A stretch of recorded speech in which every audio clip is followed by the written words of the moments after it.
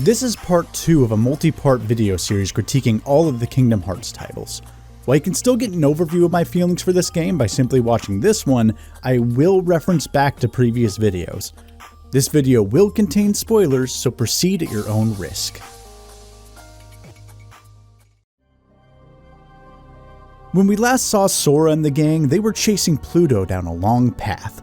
And that exact scene is where Chain of Memories begins. Said path leads the party to the mysterious Castle Oblivion, where a new group of villains reveal it to be a world controlled entirely by cards. Cards for story, cards for maps, and cards for combat. Oh, we'll get to the cards, but before that I should touch on the story. As a reminder for those who missed my last video, I'm not going to be focusing much on the story of the series in this retrospective, because it eventually flies off the rails, and I've since grown almost entirely uninterested in it. Chain of Memories luckily comes before this odd shift, and I actually think it has the most interesting story concept in the series. Chain of Memories, not so surprisingly, is centered around the idea of memories. As Sora climbs the tower, his memories are slowly manipulated by the people in black cloaks, making him forget events and people. The most significant thing he ends up forgetting is Kairi, who is suspiciously replaced with the memory of a girl the player has never before heard of, named Namine. The game is great at building mystery. Who are these people who have trapped Sora and what is their goal? Why is there so much infighting between them? And who is Namine anyway? I was mesmerized by the story as a kid, and I still think the bulk of it holds up now, but these interesting bits are sandwiched between a lot of pointless fluff. Castle Oblivion is Sora traveling back through worlds and modified versions of his memories, which means the player will be experiencing all the same story beats they already experienced in Kingdom Hearts 1, with the caveat that the plot points about hearts are now instead about memories. It was disappointing to see so much of this unchanged, but it was intentional, as the devs said they wanted Chain of Memories to act as a sort of retelling of the original game for those who only had a Nintendo console. I don't really know if I think that reasoning is sound given how important the events of Chain of Memories are to the rest of the series, and how much is still missing from the supposed retelling of the first game's events, but that's neither here nor there. As someone who had played the first game, it got old quickly, and this unfortunately wouldn't be the last time the series relied on this tactic of reusing levels and story beats. The journey doesn't end after you beat the game as Sora, since Chain of Memories contains a second campaign where you get to play as Riku. This is the less interesting of the two campaigns story-wise,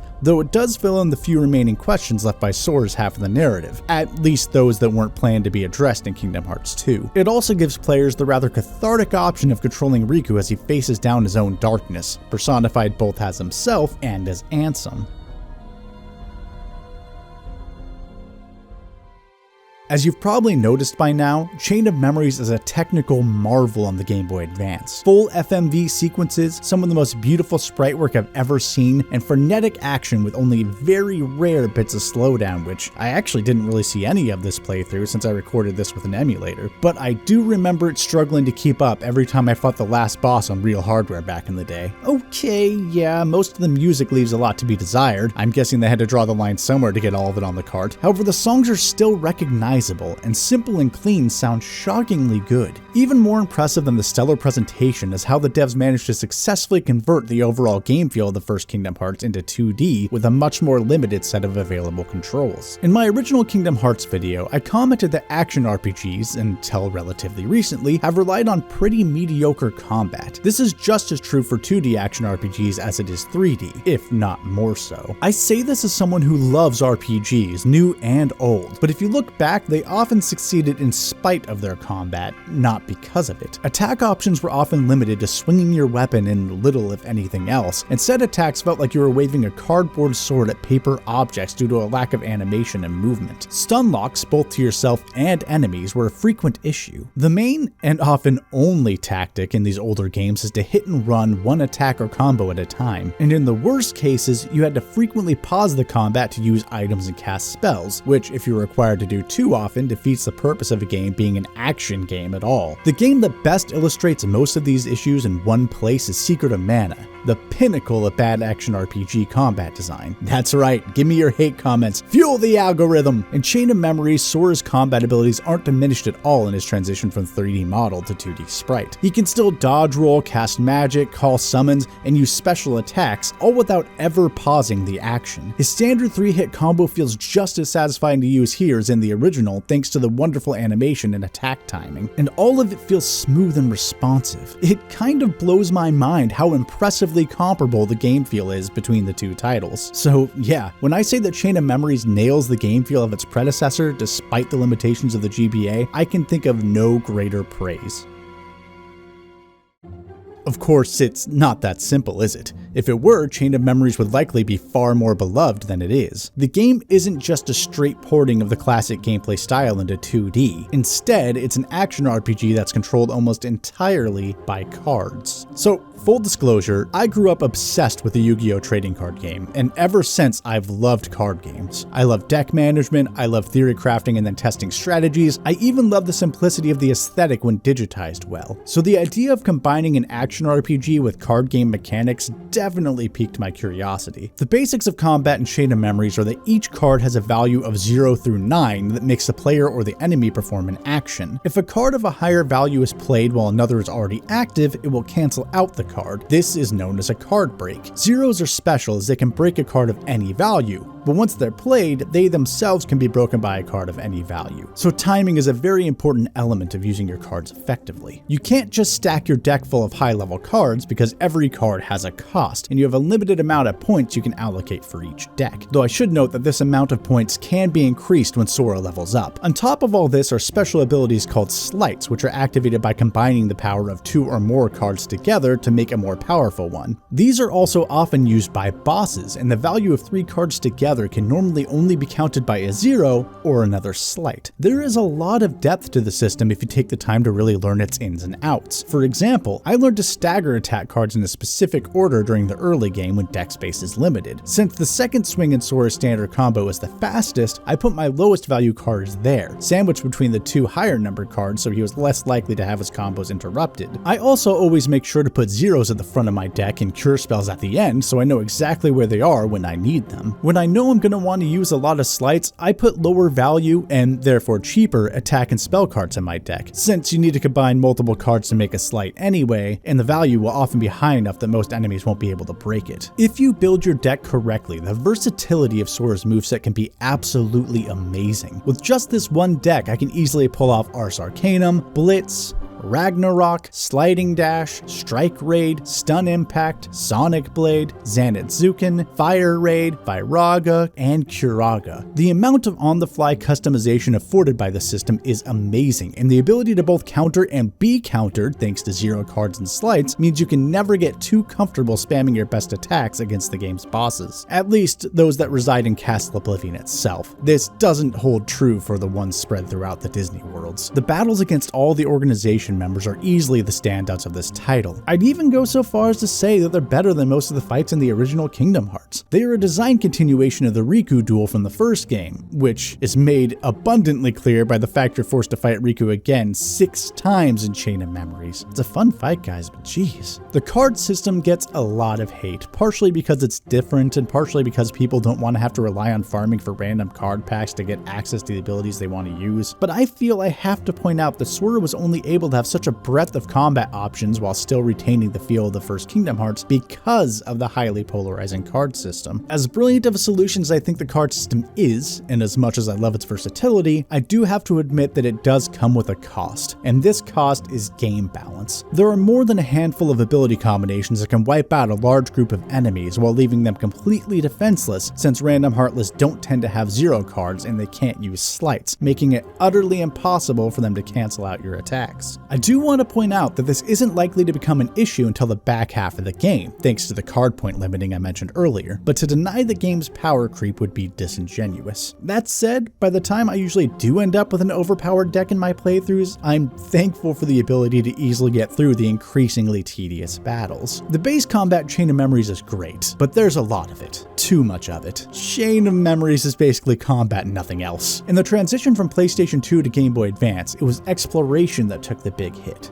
not combat. The devs seemed to realize they wouldn't be able to replicate the sprawling 3D areas and platforming that made up the backbone of the first title, so they wisely didn't even try. Instead, they made the dungeons a series of player-spawned rooms, each with their own little quirks. Each of these rooms is spawned in a preset map layout that will eventually lead the player to either a story room or a boss room, both of which are always static. The room-by-room map creation is a functional, albeit unexciting way of getting the player from battle to battle and nothing more, meaning there's no real break from the ever-looming monotony of the combat unless you just decide to run past it, though this can come back to bite you. One complaint lobbed at Chain of Memories is that it's possible to get stuck because you aren't able to get through doors unless you have map cards of a certain value. If you need to get into a door that requires a 0 card, and you don't have one, you'll have to go farm for it. I will admit that this is indeed a possible outcome, though I've beaten this game at least half a dozen times and never once have I run into it. My assumption is that it's happening to those who are running from more combat than they're engaging in, and then using their door cards unwisely. From my experience, you can easily avoid this possible issue by not being an idiot. Try to build up a collection of at least one card of each value in each color, and then do your best to maintain it. Don't just use all of your more precious cards on unimportant doors and you should be fine. Overall, Chain of Memories on the Game Boy Advance is a pretty solid experience I'm still impressed by to this day. It was built around a new and creative combat system that was very well constructed, and while it can be too much of a good thing, the story kept me invested when it started to become a bit of a slog. And then they decided to remake it. Chain of Memories transition into 3D was a great idea. Fans of the original game were elated because they could now play Chain of Memories on the PlayStation 2 in a fashion that appeared to be more in line with how the first Kingdom Hearts game played. With full 3D graphics, voice-acted cutscenes, more cards, new slights, additional room types, added bosses, and a revised script that brought it more in line with the rest of the series, it was meant to be the definitive version of Chain of Memories. Unfortunately, bigger isn't always better. Thanks to its numerous re-releases, Chain of Memories has eclipsed the original in popularity, which is a shame because it has retroactively given the original Chain of Memories a worse reputation than it deserves. By that I mean, most of the complaints I hear about Chain of Memories apply more harshly, if not solely, to the 3D version. Exploration remains largely the same between the releases. You still generate rooms with cards, but there's more variety thanks to the added room cards. And for some reason the devs thought it'd be a good idea to cram more hazards into the environments, which can make traversal more tedious. This is a relatively minor complaint though. Where the remake really struggles to hold up to the original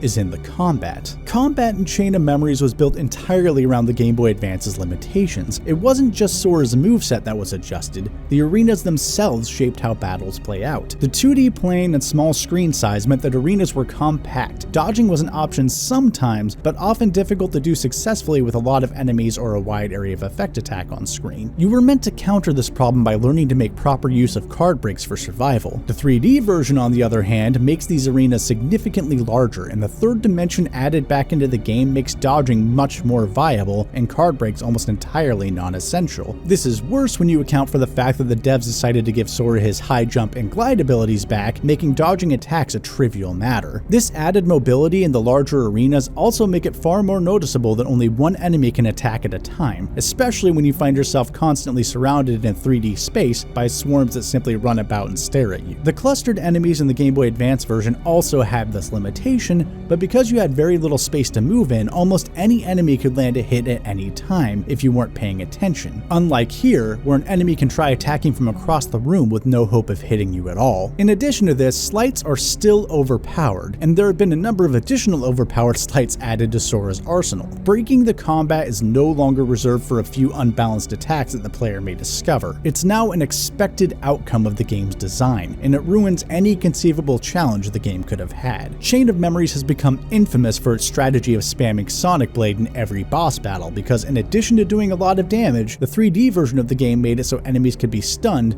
and unable to cycle through their deck while they are hit. This was not the case in the original. You can realistically beat every single boss in this game by using this one attack, because it gives the enemies no chance to respond at all. While Sonic Blade was a powerful ability in the original Chain of Memories, more often than not, sleights that lasted too long would be broken out of by bosses with a 0 card. At least that's what happened in my playthroughs, but that's not the case in the 3D version. I wouldn't go so far as to say that Chain of Memories ruins the game. At its core, it's the same experience, and I actually really like being able to see the two different takes on the same events. That said, when playing both versions, it's pretty easy to tell that the game was originally designed and balanced around the technical limitations of the Game Boy Advance. At least, this is how I feel about Sora's campaign. Riku's side of the story actually benefits from its 3D makeover in almost every way. Riku doesn't get to customize his deck the way Sora does in either version of the game. Instead, each world gives him a preset collection of cards that the player is forced to use. This means that he can't just stock up on cards to spam slights, and he has only two means of healing in battle, using a Mickey card, which drops randomly from enemies in battle, or by using the Oogie Boogie card, which can only be used once per battle and heals Riku gradually, not instantly. What Riku does have is the ability to let out its darkness, giving him access to a number of slights, faster movement options, and stronger default combos. You can't rely on this too heavily, as dark mode is a limited resource thanks to the implementation of dark points, which dwindle each time you take damage or lose a card break. This gives the combat an entirely different type of challenge than it has while playing as Sora. You have to actually learn Riku's deck for each area, making better use of card breaks and deck reloads to try and make the most efficient use of his dark mode while not taking too much damage. There aren't really cheese tactics here. The player has no choice but to get good at the game as Riku, or just grind to victory if you really want to put in all of that extra time. This focus on mobility and survival translates well to the 3D battlefields of Chain of Memories Remake, and the devs went a step farther by adding an entirely new mechanic to the remake that makes Riku's combat even more interesting: duel mode. When Riku and the enemy play cards of the same value, it turns into a minigame where the player has only a few seconds to break every card in a row. If he succeeds, Riku will perform a devastating attack on the enemy, but if he fails, he'll be stunned and left defenseless. It's a great bit of risk versus reward. If you get good enough at it, low-level games can become a breeze, but it's still incredibly satisfying every time. Taken as a package, I still think that if I had to choose between the two versions, I'd recommend the Game Boy Advance version first. My preferred way to play, though, would be Sora's campaign on the Game Boy Advance and Riku's in the 3D version. But I do truly feel that either way you can have a good time as long as you're open to the game's unique way of doing things. Kingdom Hearts as a series owes a lot to Chain of Memories. It's when the series began really forming its own identity. It wasn't just Disney meets Final Fantasy, it was growing its own cast and building its own lore. Chain of Memories is also when the devs realized that the boss fights, especially the signature duels, could be the star attractions of the game instead of just another decent part of it. And if we really think about it, isn't the card system just a slightly more cumbersome and yet much more freeform version of the command deck that would be featured in several later entries? I understand why people don't like Chain of Memories. There's just no getting around the fact that if you don't enjoy the combat, there isn't much else to keep the player engaged. I can't under any circumstances say that the game as a whole is fantastic, but it is good, and I personally adore it, especially on the Game Boy Advance. For those that dislike it on reputation alone or struggled with it as a kid because of the card system, I say give it another shot. Try actually experimenting with sleights and thinking outside the box a little when it comes to deck construction. You may find yourself enjoying it more than you thought possible.